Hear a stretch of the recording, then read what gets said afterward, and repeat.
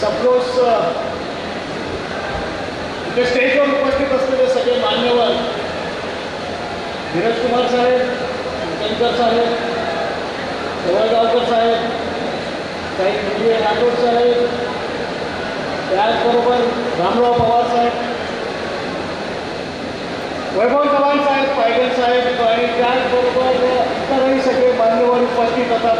प्रचंड मोठी लिस्ट आहे आणि या सगळ्यांसोबत सगळ्यात महत्त्वाचं म्हणजे हदगाव तालुक्यामधील सगळे MVP या सर्वांचं मी मनापासून इथे स्वागत करतो, धन्यवाद देतो.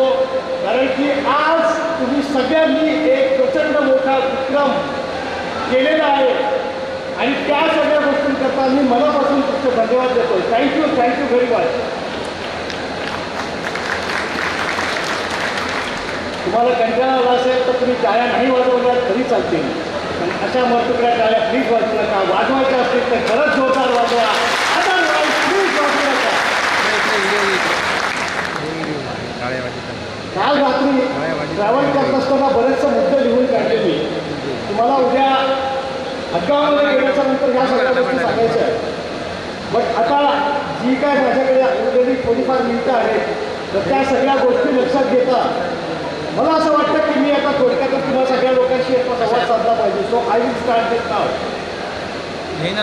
तो मित्रांनो, ऊर्जा ज्याच्याबद्दल आता आपण धीरज कुमार साहेबांशी त्यांच्याकडनं ऐकलं, त्यांचे साहेब देखील म्हणाले ऊर्जा ही सगळ्यात महत्त्वाची आहे. आणि आज आपण जे काही पाहतोय, जग जे काही चाललेलं आहे ते केंद्रित आहे ऊर्जेभोवती. मित्रांनो, पहिली औद्योगिक क्रांती झाली, त्याला आता ऑलमोस्ट आता 200-250 वर्ष होऊन गेली. मात्र ज्या वेळेला तेलाचा शोध लागला त्याच्यानंतरच औद्योगिक क्रांती झाली. मित्रांनो, आज जगाचा संपूर्ण इकॉनॉमी जी आहे ती इकॉनॉमी या तेलाच्या ऑइल अँड गॅसच्या भोवती आहे. आज सेंटर जे आहे ही ऑइल अँड गॅस आहे. आज युक्रेन आणि रशिया यांच्यामध्ये चाललेलं जे काही युद्ध आहे त्याच्याबद्दल आपण आज रोजच्या रोज न्यूजपेपरमध्ये वाचतो किंवा आपण बातम्या पाहतो. आज रशियाची एवढी हिंमत का होते? ही हिंमत होते बिकॉज रशिया ऑइल अँड गॅसमध्ये जे काय उत्पादन करतोय त्याच्यामध्ये बरेचसे जगातले बरेचसे देश अवलंबून आहेत. मित्रांनो, युरोप कुठल्याही प्रकारे कसलाही निषेध वगैरे काही नोंदवत नाही आहे, काहीच करत नाही आहे. आणि हे सगळं होतं बिकॉज ऑफ युरोप देखील रशियावर ऑइल अँड गॅस करता अवलंबून आहे. मित्रांनो, म्हणून आजच्या घडीला सेंटर जे आहे इकॉनॉमीचं सेंटर ते ऑइल अँड गॅस आहे.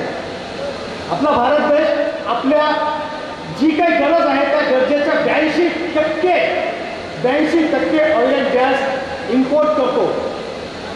मित्रांनो, हे सगळं आपल्याला माहिती आहे आणि ही गरज कमी करावी याकरताच NCLचं उद्दिष्ट जे आहे ते आहे भारताला इंधनाच्या क्षेत्रामध्ये स्वयंपूर्ण बनवण्याचं. परंतु मित्रांनो, इंधनाच्या क्षेत्रामध्ये स्वयंपूर्ण बनवायचं कारण की आता गरज आहे किंवा आताच्या घडीला जग त्या दिशेने चाललेलं आहे वगैरे वगैरे म्हणून नाही करायचं आहे. तर तुम्ही लोकांनी या गोष्टी समजून घेतल्या पाहिजे की आपली क्षमता आहे या सगळ्या गोष्टी करण्याची. मित्रांनो, जर का मी तुम्हाला या ठिकाणी जर उदाहरण दिलं तर तुम्हाला कदाचित आश्चर्य वाटेल. मात्र आजच्या घडीला जगामध्ये, चला ठीक आहे, आपण सध्याच्या घडीला आपण फक्त आपण भारताबद्दल बोलूया. भारतामध्ये तांदळाच्या लागवडीखाली असलेलं क्षेत्र जे आहे ते जवळपास 45 मिलियन हेक्टर आहे. गव्हाच्या लागवडीखाली असलेलं क्षेत्र जे आहे ते जवळपास 29 मिलियन हेक्टर आहे. आणि त्याचबरोबर मक्याच्या लागवडीखाली असलेलं जे आहे ते आहे 9 मिलियन हेक्टर. आपल्याकडे जी पडीक जमीन आहे भारतामध्ये ती जवळपास 90 मिलियन हेक्टर आहे. आता या सगळ्या गोष्टी मी तुम्हाला सांगतोय कारण जगाची जी गरज आहे, जगाची जी पाम तेलाची गरज आहे त्या गरजेच्या 50% मलेशिया हा एकटा देश निर्यात करतो आणि त्यांचं लागवडीखालील क्षेत्र आहे ते फक्त 15 मिलियन हेक्टर. मित्रांनो, आपण जर का 90 मिलियन हेक्टरची आपली पडीक जमीन आहे ती जरी आपण वापरली तरी देखील आपण जगाच्या क्षमतेच्या 20% तेल आपण त्यांना निर्यात करू शकतो. एवढी आपली क्षमता असताना देखील आपण अजूनही जागे होत नाहीये. आपली ताकद आहे. ऑलिम्पिकमध्ये जाऊन आपण ते मेडल मिळवू शकतो. मात्र आपण आजही गाव पातळीवर, तालुका पातळीवर आजही आपण स्वतःला का झुंजवत ठेवतो ते मला कळत नाहीये. आणि हा प्रयत्न, हा जो काही MCLचा प्रयत्न आहे तो आज तुम्हाला लोकलचा नव्हे तर ग्लोबलचा विचार करायला लावावा. याच्याकरता आहे आपल्या गावामध्ये, आपल्या शेतामध्ये उत्पादन होणारं जे काही नेपियर ग्रास आहे त्याच्यापासून तयार होणारा जो काही गॅस आहे तो आपण फक्त आपली गरज न भागवता आपण जगाला देखील निर्यात करू शकतो. एवढी आपली ताकद आहे. आणि म्हणूनच मित्रांनो आपण ग्लोबलचा विचार केला पाहिजे. मित्रांनो, आजच्या घडीला खरंच सांगायचं झालं ना तर भारतामध्ये जे 5,500 तालुके आहेत, 5,500 तालुके, या 5,500 तालुक्यांमध्ये जर का आपण प्रोजेक्ट लावले तर खरोखरीच आज जे काय आपण बाहेरनं इम्पोर्ट करतोय गॅस, ऑइल, या सगळ्या गोष्टी बंद होतील. आपलं जे काही चलनवलन आपण बाहेरच्या देशांना आपण देतोय तर त्या सगळ्या गोष्टी आपल्याला थांबवता येतील. आणि याचा उपयोग डेफिनेटली आपल्या शेतकऱ्यांना होईल, आपल्या तालुक्यातल्या लोकांना होईल. मित्रांनो, दरवेळेला आपण आता विचार करतो, आपण आता जर का तुम्ही सगळीजण फ्रायडेचे सेशन्स अटेंड करत असाल, सॅटर्डेचे सेशन्स अटेंड करत असाल तर या गोष्टी वारंवार सर तुम्हाला सांगत असतात की 90% वेळा, होय मित्रांनो, 90% वेळा भारत सुजलाम सुफलाम होता, प्रगत होता, संपन्न होता. आणि हे सगळं शक्य होतं ते फक्त आणि फक्त ॲग्रिकल्चरमुळे. आपल्या देशामध्ये असणाऱ्या कृषीमुळेच आपण प्रगत होतो. मित्रांनो, आज देखील ती वेळ आपण आणू शकतो. तीच वेळ पुन्हा आपल्याला जर का आणायची असेल तर पुन्हा एकदा आपल्याला आपल्या कृषीकडे लक्ष देण्याची गरज आहे. मित्रांनो, दुर्दैव एवढंच आहे की आपल्याला शाळा कॉलेजमध्ये इतिहास शिकवला जातो. प्राचीन भारत, आधुनिक भारत. प्राचीन भारतातल्या त्या इकॉनॉमीबद्दल मात्र आपल्याला कोणी शिकवत नाही आणि हे दुर्दैव आहे. मित्रांनो, खरंच जर का तुम्हाला असं म्हणायचं असेल,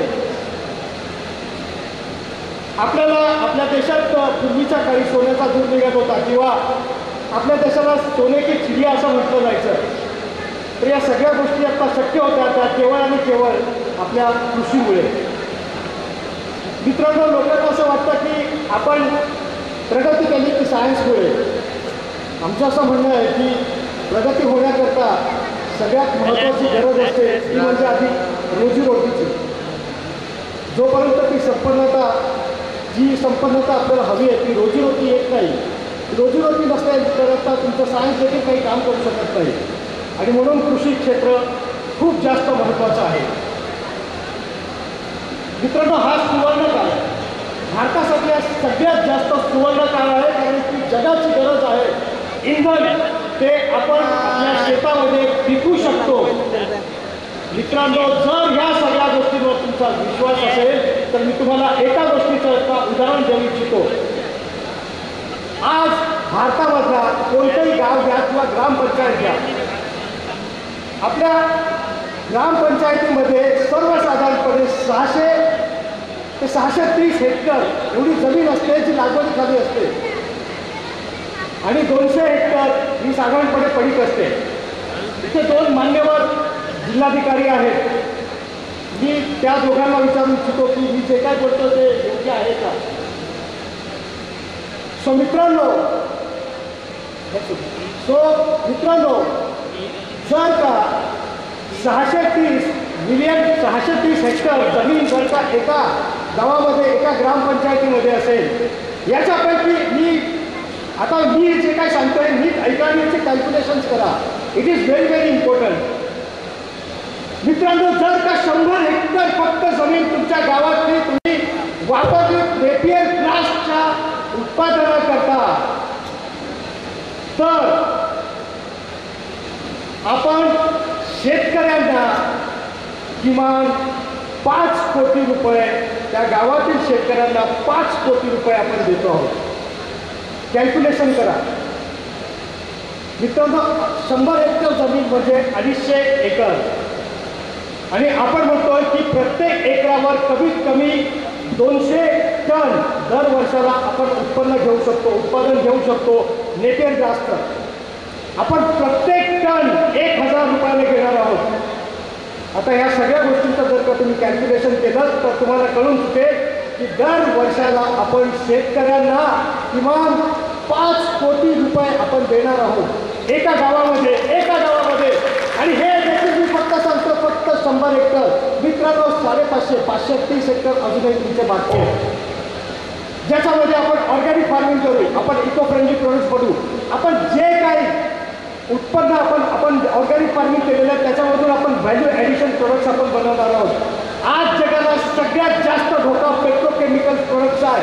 जगाला बर्बादीच्या उंबरठ्यावर घेऊन ठेवलेल्या त्या पेट्रोकेमिकल्सने, आणि तरी देखील आपण त्याचा पिछा सोडत नाही आहोत. मित्रांनो, आपण आपल्या ह्या उरलेल्या 530 एकर जमिनीमधून कदाचित या सगळ्या गोष्टींचं उत्पादन करू शकतो. मित्रांनो, जर का हे 5 कोटी रुपये शेतकऱ्यांपर्यंत गेले आणि उद्या ते अर्थव्यवस्थेमध्ये आले तर ती अर्थव्यवस्था 10 पट वाढते, 50 कोटीची होते. जर ते 5 कोटी रुपये अर्थव्यवस्थेमध्ये आले तर तेच 10 पट वाढून 50 कोटी होणार. कारण जर माझ्या शेतकऱ्याकडे जर 100 रुपये असतील तर तो उद्या 5 रुपयाची चप्पल घेईल, 10 रुपयाचा तो एखादा कपडा घेईल, 15 रुपये तो कदाचित त्याच्या मुलाच्या शाळेची फी. अर्थव्यवस्थेमध्ये फिरणार आहेत ते पैसे, आणि हे 5 कोटी रुपये उद्या 50 कोटी रुपये होणार आहेत. मित्रांनो, कुठल्याही प्रकारची अतिशयोक्ती मी करत नाही आहे. आपल्या भारताला, आपल्या तालुक्याला, आपल्या गावाला जर का सुफलाम बनवायचं असेल तर MCL हा पर्याय आहे. आणि तुम्ही सगळ्या लोकांनी तो MCLवर विश्वास दाखवलेला आहे, तो सार्थ ठरणार आहे. कारण की लवकरच आपण आपापले प्रोजेक्ट जे आहेत ते चालू करू. लवकरच संपूर्ण भारतामध्ये 225 तालुक्यांमध्ये आपले प्रोजेक्ट सुरू होतील, आणि ज्याच्याबद्दलची रूपरेषा येणाऱ्या 10 ऑगस्टला आपण तुम्हाला सर्वांना देऊ. मित्रांनो, हात जाऊ. पुन्हा एकदा तुम्ही कन्फ्यूज झालं. टाळ्या वाजवायच्या नसतील तर प्लीज वाजवू नका. वाजवायचे असतील तर मनापासून वाजवा. मी 610 किलोमीटर ट्रॅव्हल करून तुमच्यासोबत इथे फक्त आणि फक्त 15 मिनिटं बोलण्याकरता आलेलो. धन्यवाद. तो सगळ्यात महत्त्वाचं, आज हदगाव तालुका म्हणजे मला खरंच आनंद होतो. इथे फक्त नांदेड जिल्ह्यातले हदगाव तालुक्यातली लोक नाही आहेत, खरंच सांगतो.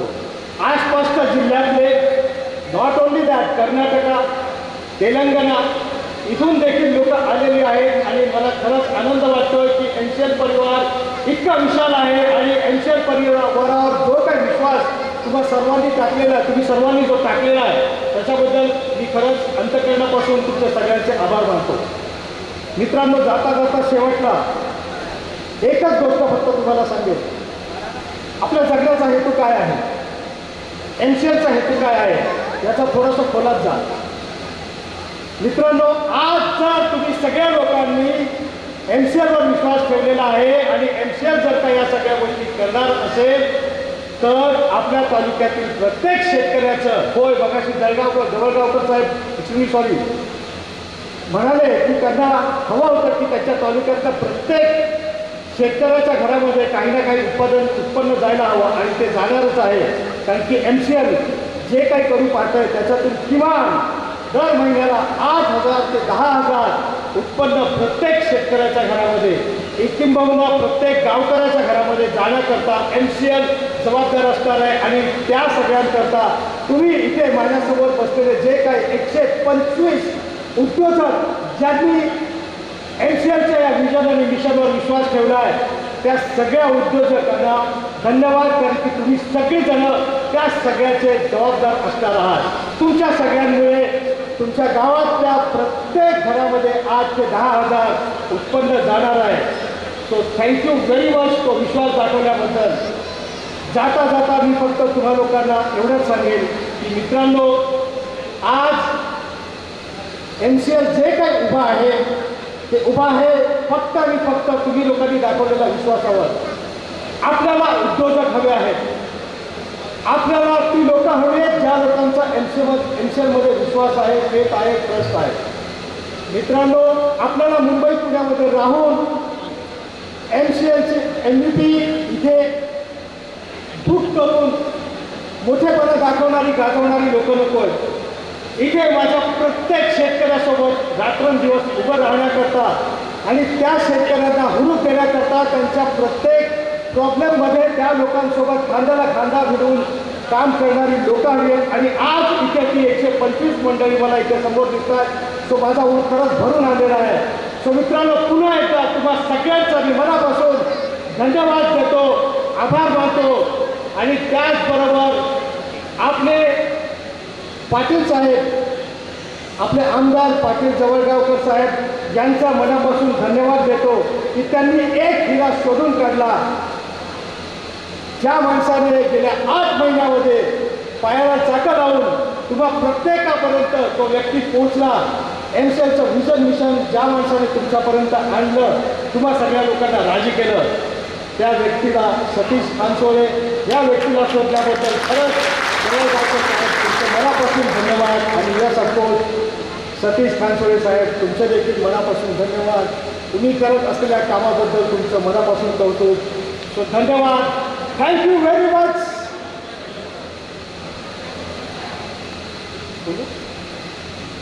So thank you very much. पुन्हा एकदा